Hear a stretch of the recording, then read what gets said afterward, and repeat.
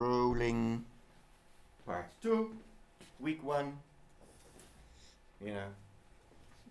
movie making. Good. Personality, legal personality.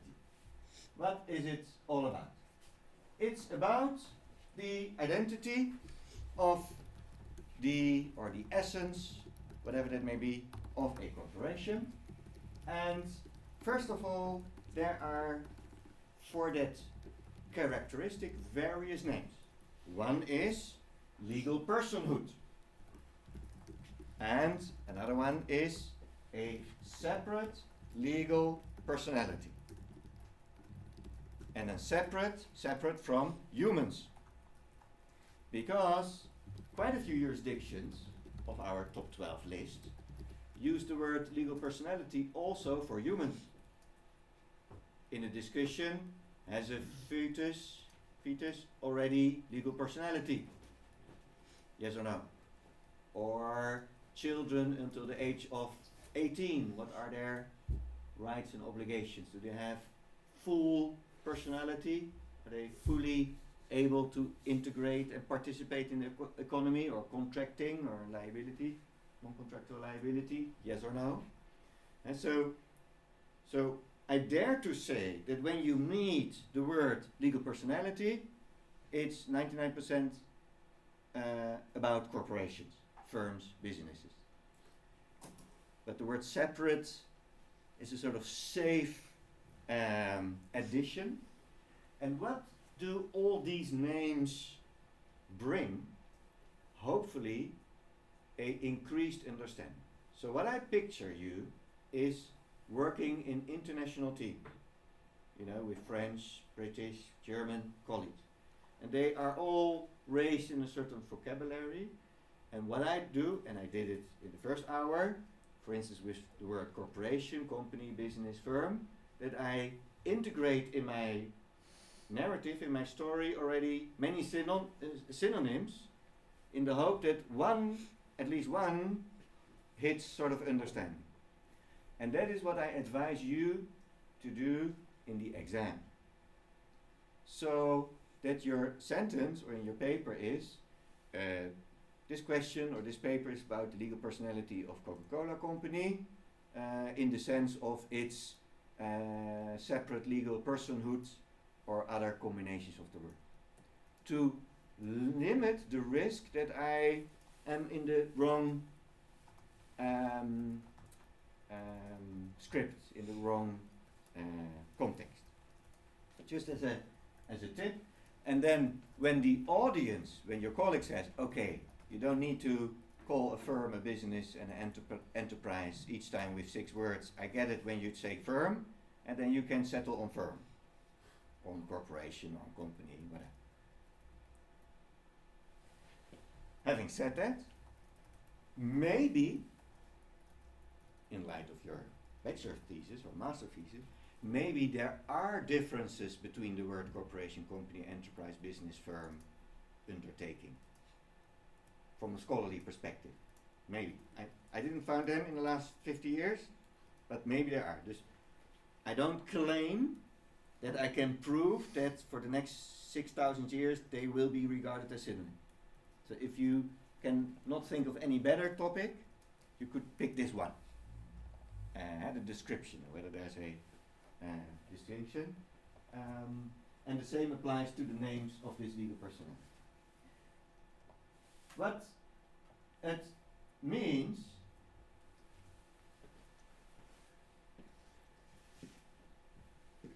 is that separate legal personhood is registered and accepted and integrated in the jurisdiction where it is established. So when you picture your own birth, then someone, traditionally the father, goes to the city hall and register the newborn. And then you exist in terms of law. And when you talk about corporations, they also are defined as that they are registered. In most jurisdictions, in the company register, managed by the Chamber of Commerce or equivalent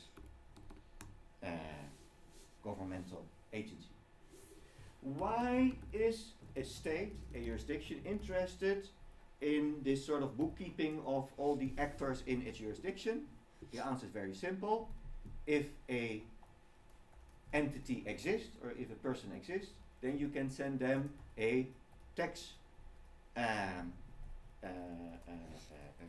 letter, a blue envelope in the Dutch context, then the tax authority can tax that entity.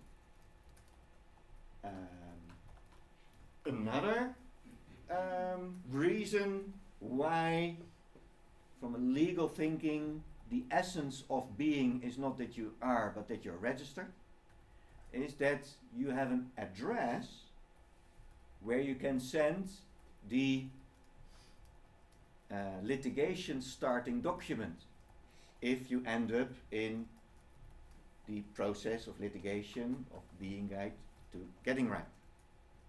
And so that's a other awkward reason why we translate this beautiful mystic term of being into a registration in a register.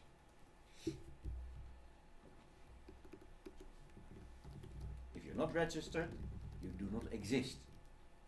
Think of stateless human beings. They do not have a state. We have a treaty to avoid it, but there are quite a few stateless persons on the globe, and they do not exist legally. They have no citizens' right, nowhere, and with all kinds of other negative consequences. Okay, having said that, then the issue with multinational enterprises is, but which register? Because there are sort of 200 states, member of the United Nations, so there and a few states are divided in provinces, like in the United States of America, Brazil, India, Nigeria, Germany, and so in the United States there is not one register, there are 50 registers. You know, Delaware, and in the European Union it's called Luxembourg. And in India, we think of India as one state, but there are, I don't know the number, 29 or something federal states, and then they're each as big as France, you know, and they have their separate register. So in terms of jurisdictions, there are roughly 400 jurisdictions on the globe. We discussed 12, but this is sort of the, if you add up all that. And then the question where it comes to legal personhood is, what is the nationality of that enterprise? And then there are two doctrines, the real seat doctrine and the incorporation doctrine, to decide how you answer the question, what is the nationality or the main registration of this legal person, firm, corporation, enterprise, business. The real seat doctrine, applied to by a part of all those jurisdictions, says that the country where the company has its real seat is the sort of mother country and entitled to regard that legal person as its citizen and tax, for instance, the worldwide income of that company from a taxation perspective. The issue here is, how do you determine what the real seat is of, for instance, Coca-Cola, one of the companies with presence in the most economies on the globe. I believe 193 states are visited by the Coca-Cola company. And how do you then determine what the real seat is? Is that the corporate headquarters according to their own website, or where they make the biggest profit or the biggest turnover, which are two different things, etc., etc. So the more easy, simplistic approach is that you say the old-fashioned incorporation doctrine. So if in okay, I found this on the web for easy, simplest approaches that you say goldfish in incorporation doctrine. Check it out. That's what I mean. Innovation. I try to stop theory, but to no avail yet.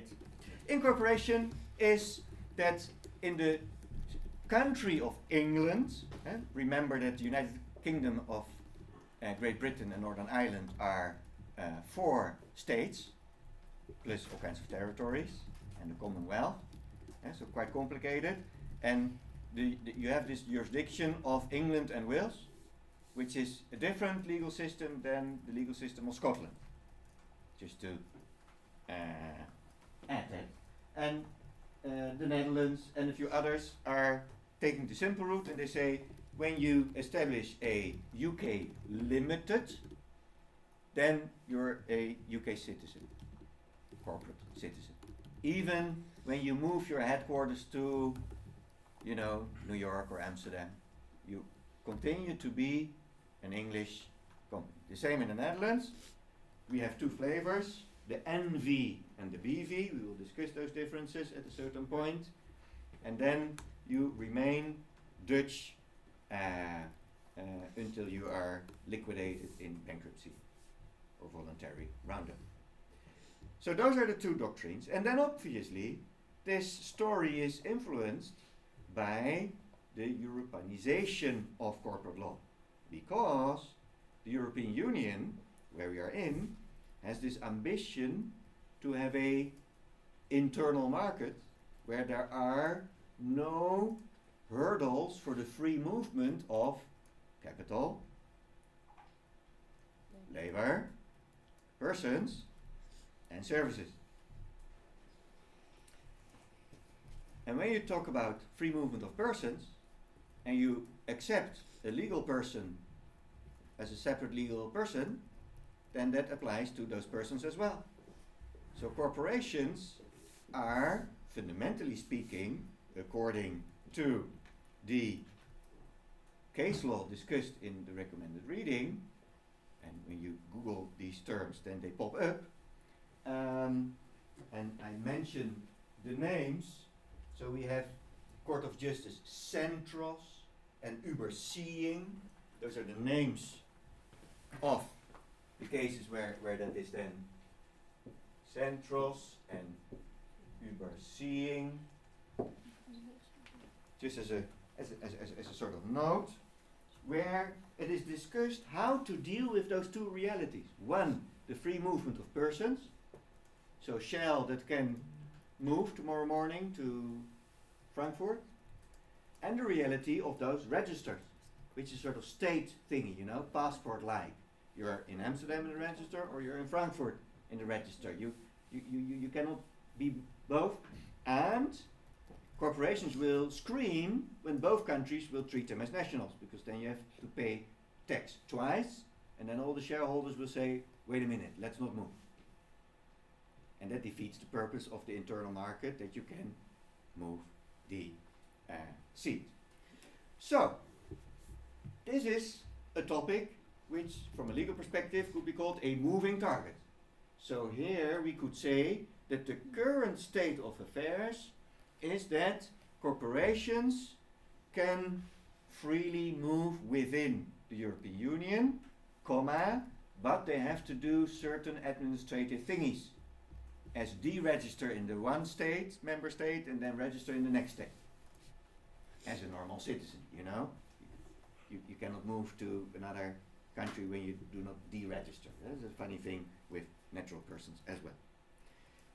Moving target means that when you are the CEO of Unilever in 25 years, and maybe one of you will be, so stay nice to each other, because in 25 years you might, need is too big, but maybe you would appreciate to be on a sort of speakable terms by then. And then this type of solution to one of those life cycle issues, where am I registered, might look completely different. Maybe in 25 years we have a world register of companies, might be helpful for multinational enterprises, and that we have international treaties, that there's a fair division of tax income. Because the story now is that all those multinational enterprises are plundering the world in terms of profit tax, because they do not make profit in Philippines and Turkey and so, because they channel the profit to the Netherlands or the Bahamas or Delaware, and then with some beautiful tricks, the tax burden is reduced. It's legal, but subject of half of all the debates in economics and the like. And that is partly due to this sort of doctrine battle and the unwillingness of states to give up sovereignty and to make a global deal, which is extremely complicated. And let's be fair, the world has much bigger problems than a global register for companies, because we are killing each other in the old-fashioned war form, and that's a bigger concern to bring peace than that we discuss registers of companies. But ultimately, I hope that you start to appreciate at a certain stage in the 10 weeks that a silly thing like a registration of a firm is sort of symbolic for all kinds of other issues connected to it, and potentially a solution. So, that is the real seeds and incorporation doctrine. And when there's a sort of slide like this, with sort of quick and dirty knowledge, that could be a stupid warm-up question during an exam of the category student is able to reproduce existing knowledge. And I will not say which one will be the exam question, yeah? So that's rather classic. All right, let's move back. Because we are discussing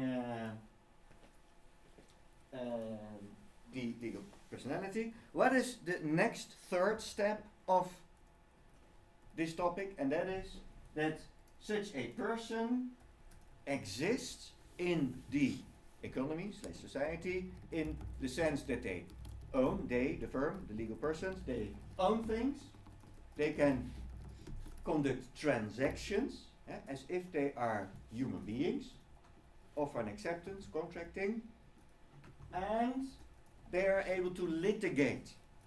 So they are recognized in court. So at a certain stage in the development of law, the corporations were accepted as litigants, as fictitious entities that are taken seriously in a court.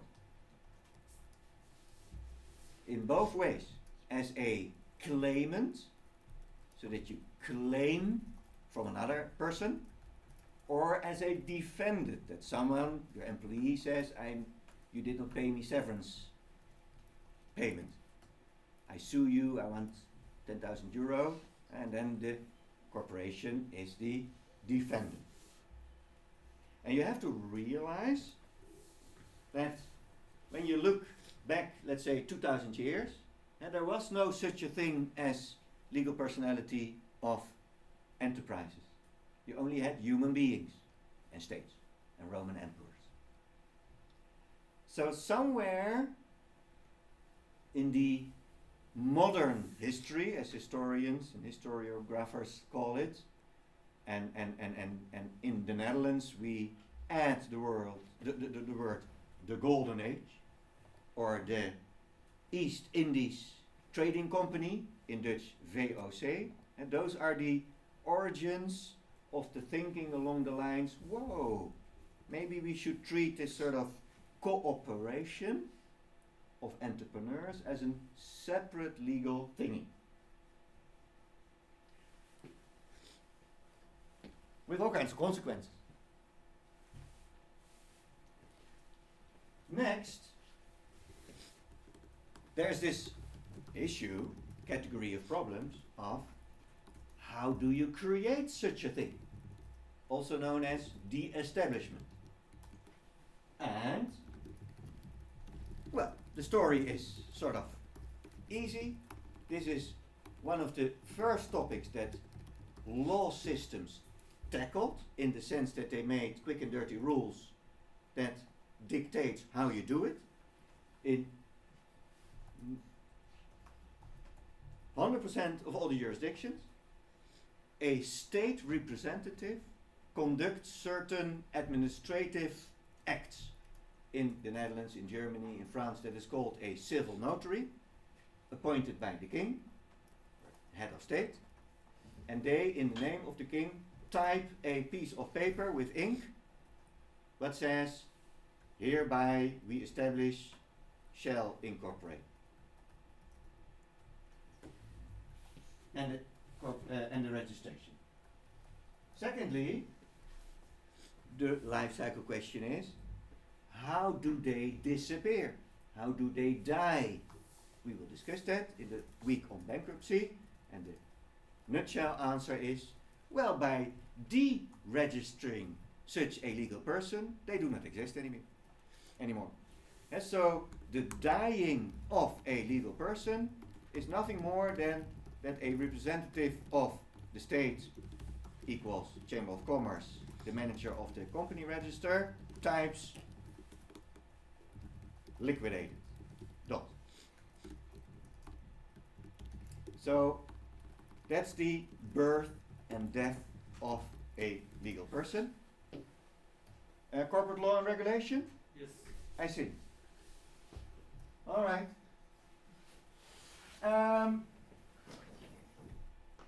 And let's look at an example. This is the end result of the A4 produced by the UK mechanism, a officer of the company register branch of the state that types a sort of contract-like thingy called Articles of Incorporation. We will discuss that. And that leads then to a certificate of incorporation that basically says, herewith we confirm that this firm, what's the name? G&L Consultancy Limited. And so those things need to have a name and an address. And that's it. So when you look in your assignment for the identity of the firm, and we need to do evidence-based writing and analysis, then it's less scientific to say Coca-Cola exists because I see www.coca-cola.com, so they must exist. No, from a legal perspective, somewhere on the globe, with good Googling, you can find their certificate of incorporation. This is the proof that they exist. Think of traveling, your passport, and you have to show your passport. So that's to boil down things, and the reason that I emphasize this, that's already sort of preparing for the paper, is that in previous years I saw a willingness in the student body to accept less convincing evidence as ingredient of their paper. Like, well, Shell has a corporate social responsibility policy, so they are okay in terms of child labor. And what I try to sensitize you is that you are allowed until your final degree to think more critically. So how do we know? And in terms of the topic of today, legal personality, this is what you look for. Then, very importantly, and very relevant for this course, all the companies we discuss consist of multiple legal persons. So the average paper discusses a company which has 200 and plus legal persons. Not one, 200. So we first try to understand corporate law for one legal person, and then we multiply that with 200, which is crucial. How come? Well, in terms of foodstuff, this is sort of the companies that rule our stomach, and they grew this big by purchasing the shares, topic 5 of core characteristics, the shares of, you know, Oreo, Lu, biscuits. Those were all separate little mama daddy shops once, and they grew and they were purchased and they were added to those conglomerates. In terms of language, we call Nestlé one company. And even legal professionals agree to the language. We have Unilever as a company, Procter & Gamble, etc., etc. From a legal personality perspective, the first topic, that's utter nonsense. Because there is no such a thing as the Kellogg's company that produces anything. And the Kellogg company, so the parent company, because then we move to that language.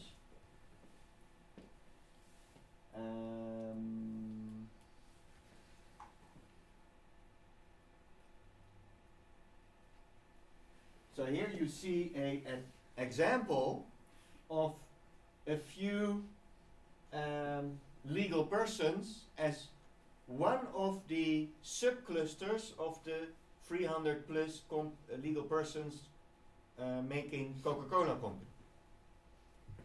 And here you see, symbolized by those rectangle thingies, remember that for the exam, that ultimately you translate the broad term, the Coca-Cola company, back to the legal person, that you say, well, there are several of them within the group of companies. Let's go back, because we're not yet there yet.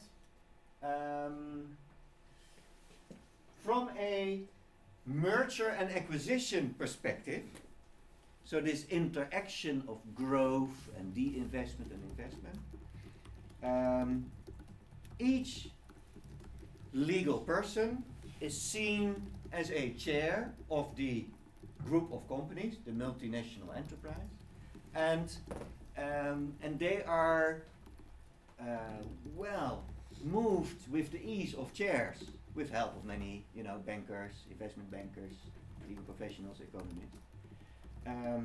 So, in terms of merger and acquisition, a legal person is just one of the assets of such a group of companies. Last but not least, from a tax perspective, due to tax laws and tax treaties, companies are allowed to put all those legal persons in one financial statement and pay one time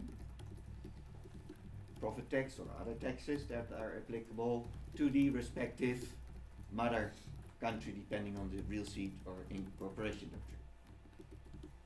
So here you see that the core characteristic of legal personality is only relevant for certain types of professionals in the landscape, and that most of you and us are disregarding it, because we just put it on one pile and treat it as if it is one sort of entity.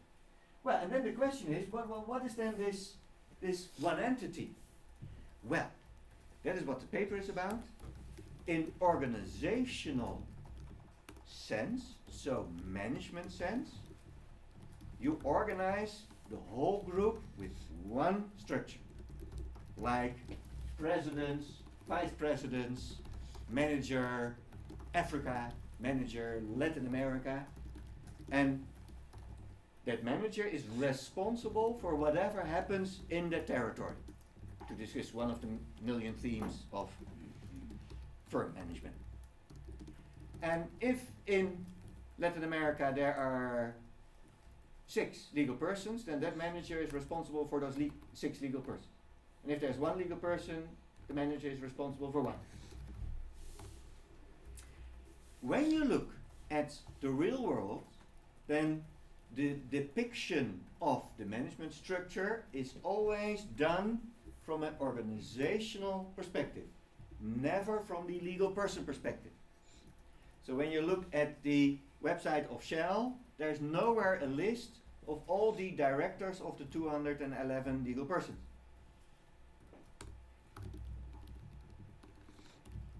But if you wish to purchase Shell, then you need 211 signatures to get all the legal persons.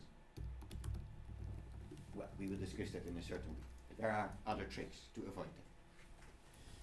So, what is one of the leading questions of your paper? Analyze, so describe, explain, predict, and assess the difference between the organizational structure and the legal structure. And one of the spots where the legal structure is revealed are those SEC filings, so the New York stock market, federal United States legislation on disclosure of information, and there they spit out all the little details as the fine print when you want to purchase shares of such a company. So when we talk about evidence, go to the SEC type of resources, and then you will see that we professionals make the presentation of that type of information so unattractive that no one reads it, with ugly fine print and terrible structure and the like, just to avoid that anybody reads it more closely. But you are, as a scholar, invited to look at it. Okay, that was 1. 2, related, shareholder ownership. Last topic of today, 5 minutes. And that is the private law idea of the ownership. I already mentioned that. So, shareholder ownership means that they, the owners, own the legal person. And traditionally, the word with which that is expressed is the word share. But there are synonyms, as in stake, in, equity, and a few other synonyms. So here we have the concept that fictitiously the ownership of the legal person is seen as divided in shares. In the old days, when you Google share, then you have a sort of piece of paper with sort of beautiful drawings on it and the word share, but that is sort of abolished. So shares are bits and bytes on hard drives of stock markets where it says 1 share of Shell is owned by you. And if you own 100% of the share, you are the sole shareholder. And if you own 51%, you are owner of 51%. And then next week we'll discuss decision making, and you feel already, well, probably the 51% owner has the majority. Yeah, so that's a magical percentage for entrepreneurs, 51, remember that? You already know that. So the shareholder is this figure. They meet, they have certain rights. And one right is to meet with the other shareholders at least once a year in the 12 jurisdictions we discussed. There's a sort of obligation in the Articles of Incorporation that at least there should be 1 meeting a year. And they own together the legal person. And when it comes to decision making, so when there's more than one shareholder, then they have to talk to each other and agree along their percentage on the course of action. For instance, the appointment of a new director, synonym for board member, synonym for manager, when one dies, you know? Because if there's no manager, we will discuss next week, then the legal person cannot think and talk and do anything. So one of the natural things, dispersed shareholdership, so they are not running around, so not a mama daddy company, but a multinational enterprises, you know, where the biggest share is roughly 11%. So all the companies we will discuss have no majority shareholder, and the biggest share is 11%. Which is sort of intriguing when you realize that. So there's no firm on the globe that matters, where anybody has more than 11%. So in terms of democracy, it gives a sort of Italian look and feel, in terms of how do we decide. Then we have the board, which is an organ, and then you have the workers. So discussing the shareholder is crucial because we all think that we have a sort of knowledge about that phenomena, but if you do not portray it in this sort of hierarchical sort of order, also on the exam, then the chances are high that you start mixing up things. That you say that the shareholder is the manager, because you know an uncle who's owning a firm and who is doing stuff. But we have to move to the multinational enterprises, you know, Coca-Cola, Unilever. And then it's this drawing. And what I recommend is that somewhere in the exam you draw this drawing. And when you talk to your boss or to your client, when you start working at Deloitte, that you then say, welcome, okay, so here are you, and here are the workers, and here's your problem. So that you can further on explain to your future client on which level the problem lies. And so let's look at that more closely. And then last but not least, that I already showed it, we add to the narrative of shareholdership and legal personality the concept of parent and daughter, holding company, subsidiary. That means that those two concepts are combined. If a parent company owns 100% of the shares of the daughter company, then the parent is the parent and the daughter is the daughter. And to make it really complicated, you are already a parent company if you, for instance, own 23% of the shares. So if you look at the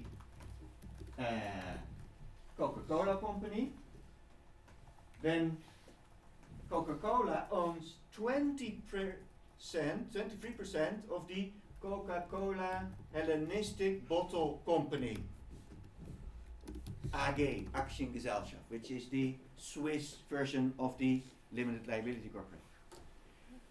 And the funny thing is that whatever happens in terms of Coca-Cola in Europe, because you see that there's a Cyprus 100% daughter, and then there is a CC Beverages Holding 2 BV in the Netherlands, in a trust company in Amsterdam, and they own all the operating companies in Europe where the actual Coca-Cola is produced.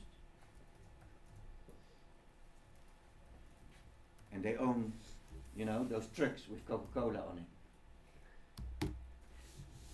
And the parent of this substructure is for 23% owned by Coca-Cola, and for 27% by a rich guy who lives in Cyprus, who started the Hellenistic bottle company, 100 years ago, wealthy family, philanthropic, you know, they sponsor higher education. But when you look at the annual statements of Coca-Cola, multinational enterprise, limited, you know, United States, and then they have Europe, blah, blah, blah, turnover, profit. So they integrate daughter company activities, even if you only own 23%, which in multinational enterprise language is a huge stake. If you remember that on holding parent level, there's no such thing larger than 11%. And so 23% is as if you own it completely. Where simple thinking, talking about one legal enterprise, 51 is owning and not 23. So here you see the difference between the reality out there and your paper and presentation and the simplistic approach of legal professionals who say, okay, there's such a thing as a legal person, and you have shareholders, end of story. So, well, this is sort of important. And last but not least, here are the names of the quick and dirty rules that indicate the phenomena of shareholder, with a sort of list of rights, and then there are three main rights. One, shareholders are allowed to appoint the board. Two, shareholders are authorized to determine the financial statements and the balance sheet. Very important, we will discuss that. And thirdly, they are the authority of deciding on what will happen with the profit. And you can do two things with profit. One, you can leave it in the company that is reinvesting it, or you can take it out and then we call it dividend. Next week, we will learn that the management, the board, is doing all the other decisions.